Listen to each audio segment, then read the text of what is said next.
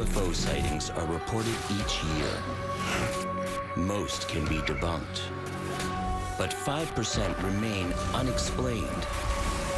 These are the close encounters.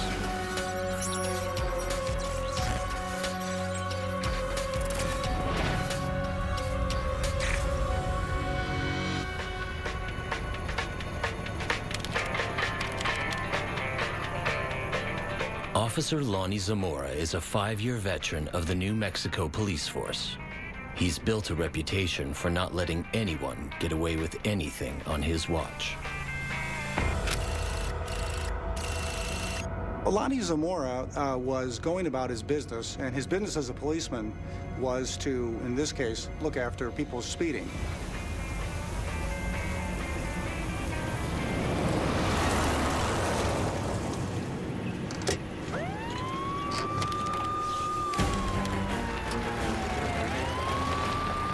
To Scaro. I'm heading out to the old rodeo grounds in a 510, late model Fury. Roger, Scaro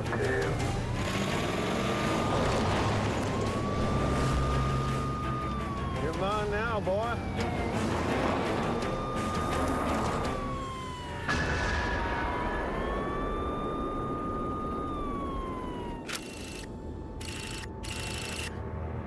Zamora hears a blast in the distance, so he breaks off the chase of the speeder.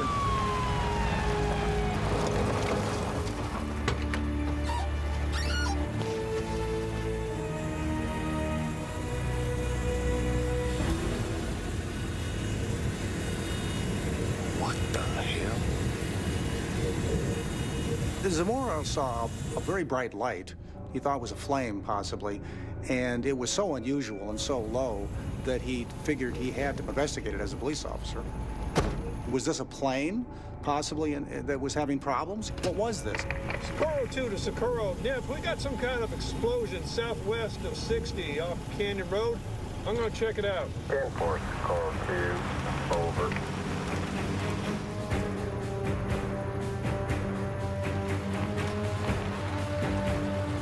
The search for answers leads him into the blistering desert.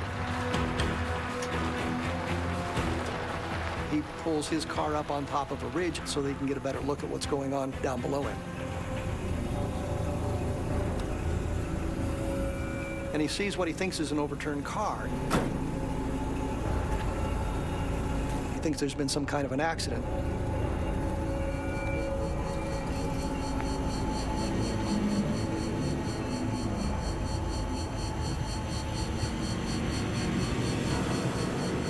He's looking down at what he describes as an egg-shaped object sitting on 4 legs. He's not really sure what it is.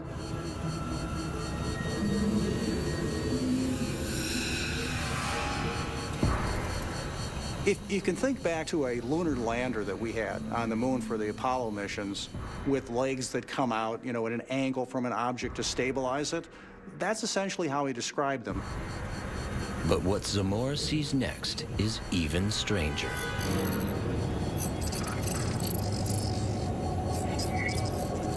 He sees these 2 beings.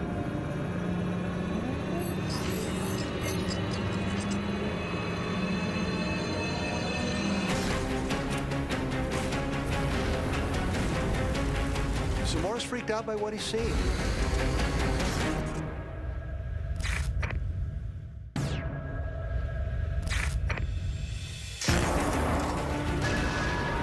Officer Lonnie Zamora investigates an explosion in the desert and comes across what seems like a bizarre mirage. The 2 figures looked human enough, though they were small, smaller than a normal person would be. What happens to many witnesses when they first see something unusual is that they go through what we often call the escalation of hypotheses. And they absolutely start with the reality. With Zamora, it might have been, I'm seeing a secret test vehicle from the nearby White Sands missile range.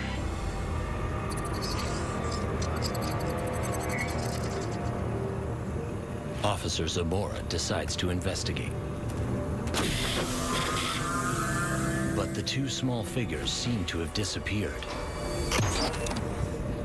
He figured that they had gotten into a hatch, a door, and had closed it, and that was the thumping sound he heard. He just figured, I have to go investigate this.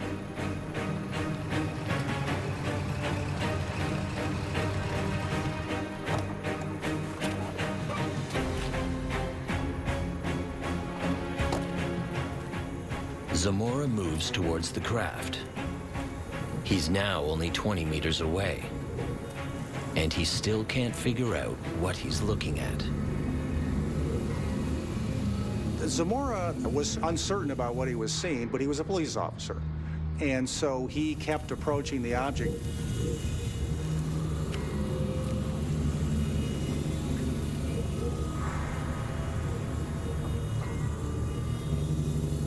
He sees a symbol on the craft, sort of a umbrella-shaped or an arch with an arrow underneath it and a line beneath it in red.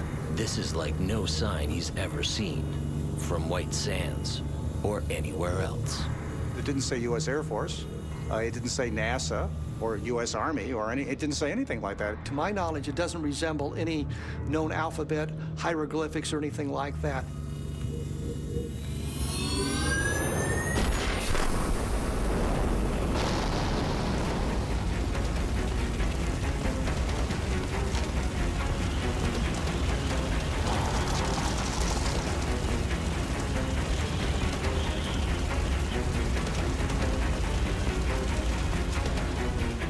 That he sees a flame coming out of the bottom, a bluish glow from the bottom.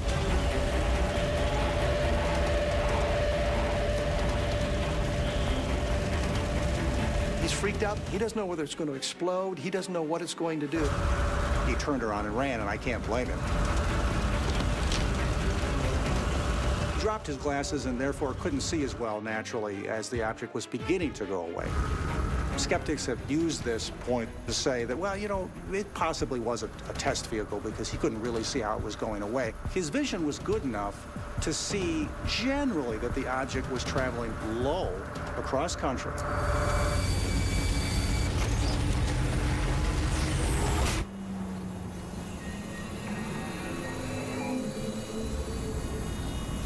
The roaring sound stopping is critical because if it's a terrestrial vehicle, to stay up in Earth's atmosphere, it has to keep roaring. Jet engines, rockets, planes, everything keeps the engine running as it goes across country. This object didn't do that.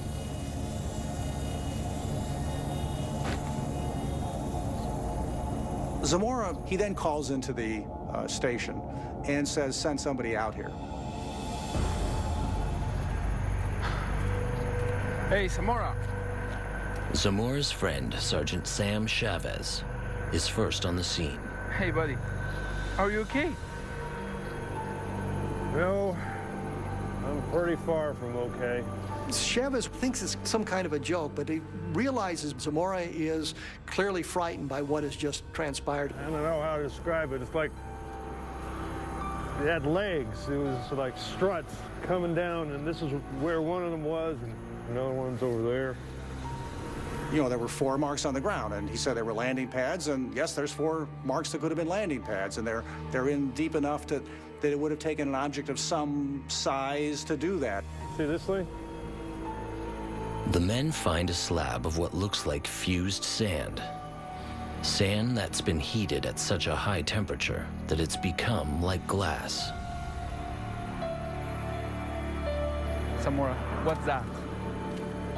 They also find footprints. These footprints had an odd geometrical pattern and were smaller than a normal footprint would be. There were people here, except they weren't people. I don't know what they were. I couldn't see their faces at all. Socorro is a case that is so unique that it almost deserves its own classification. It is a case where a creature was sighted by a very reputable witness who was in the daylight, very near the object, whether these 2 humanoids were standing next to. And so it's very hard to deny. In fact, even skeptics will not deny that Officer Zamora saw something and that what he saw was probably what he said he saw.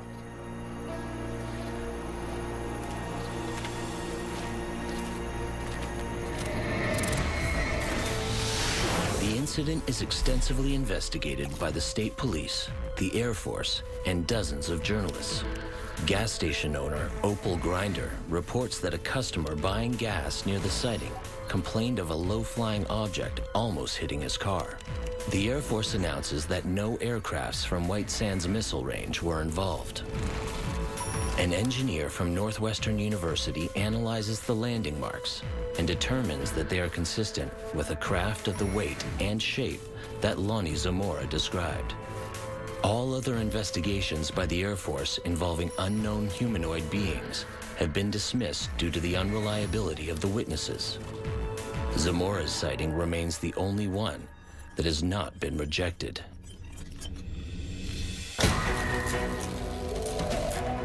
She was very scared. Very stark?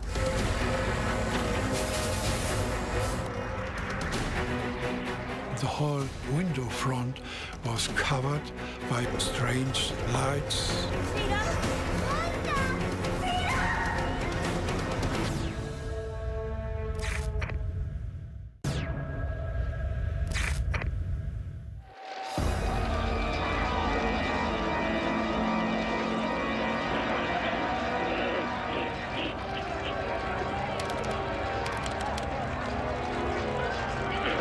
For German law enforcement worker Anna Huferland, nothing beats a good, scary movie.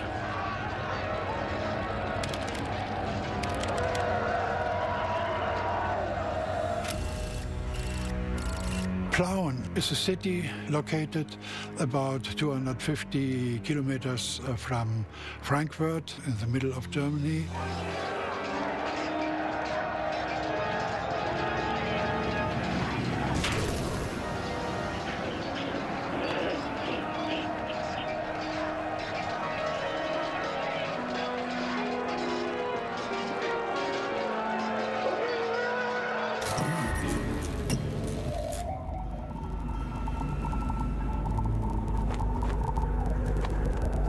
Living in former East Germany, Anna is used to the occasional blackout. Very stark? But this feels and sounds different.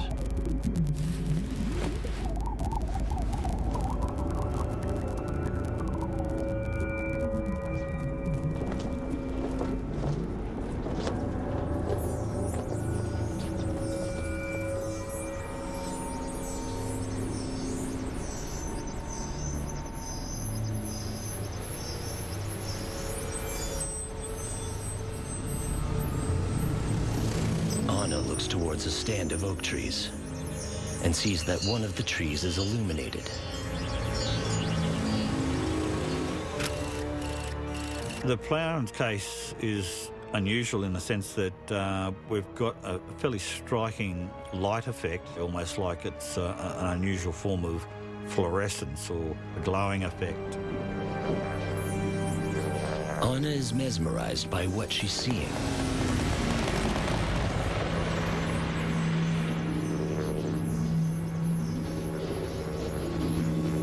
And the tree itself was being deformed in quite extraordinary ways, as if it was in the presence of a very strong wind source. Like the light, it's unclear where the wind is coming from. None of the surrounding trees were experiencing these effects. After a few minutes, it all comes to a dead stop. Then Anna spots something even stranger.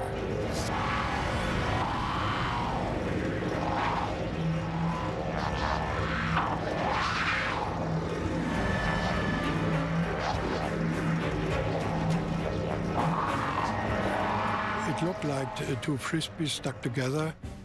The upper part moved in one direction and the other part in another direction.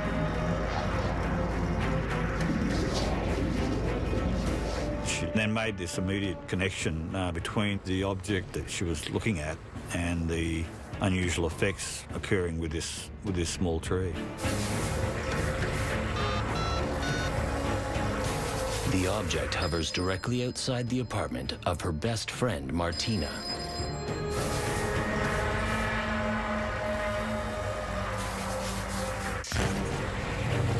It was not a balloon, it was not a blip, it was not a helicopter. She was very scared.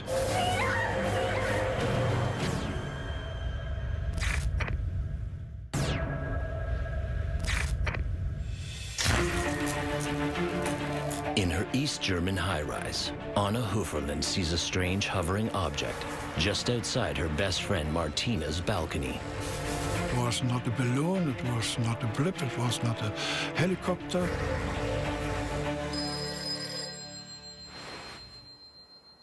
Mutter.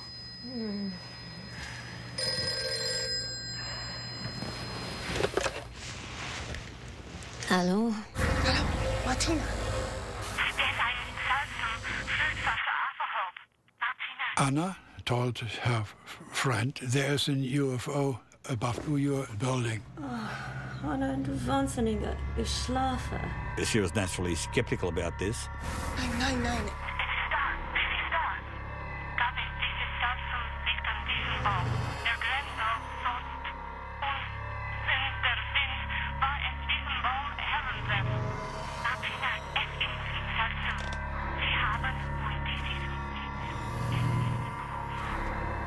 Anna Big Box und Sisi Rufi.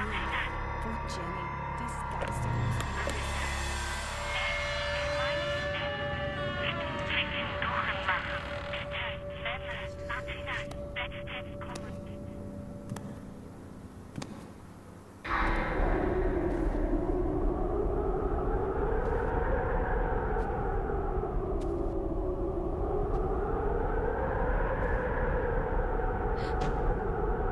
The whole window front was covered by strange lights circling around, very bright white lights.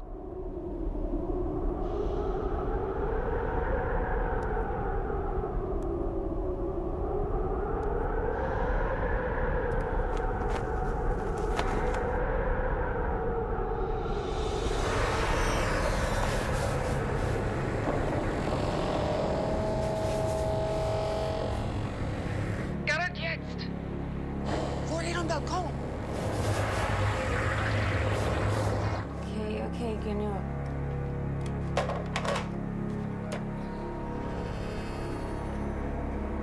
Liebling? Frieda? Frieda? Frieda? Mutter! Frieda! She was very scared, so scared that she got her daughter and ran with her down to her friend's apartment.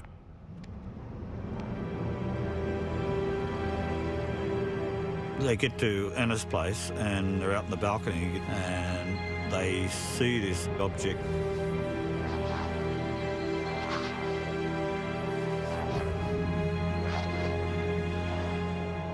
The observation that they described as kind of like a yo-yo manoeuvre of the UFO, it's reported fairly frequently. Sometimes there's variations on it, like this pendulum effect.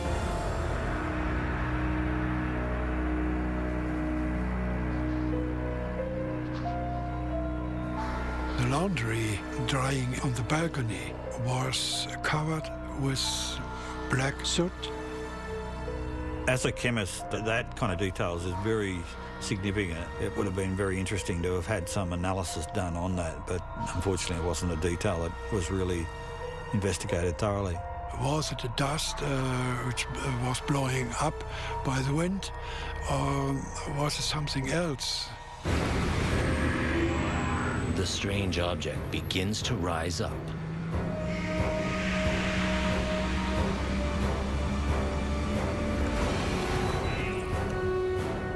Then it disappears above the clouds. All that's left behind is a large hole in a cloud. and therefore they obviously made the correlation that the UFO had caused this hole in the cloud.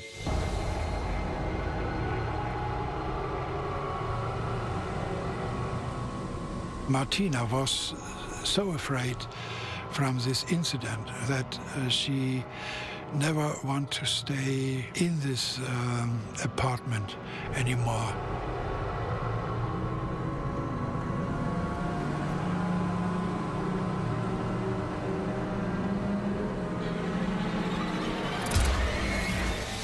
The police arrive on the scene within the hour. Anna and Martina are asked to draw a sketch of what they saw. Both drawings are remarkably similar.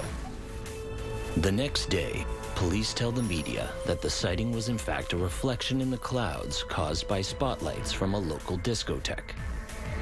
But no explanation is given for the strong wind effect or the hole in the cloud. UFO researcher Illobrand von Ludwiger distributes 500 questionnaires in the same neighborhood, asking about the event. One new witness comes forward, Gunther Landmann. Independently describes both the object and the hole in the cloud. His sketch of the craft perfectly matches the drawings from Anna and Martina. Von Ludwiger concludes that the lack of witnesses is due to the reluctance of former East Germans to speak out publicly.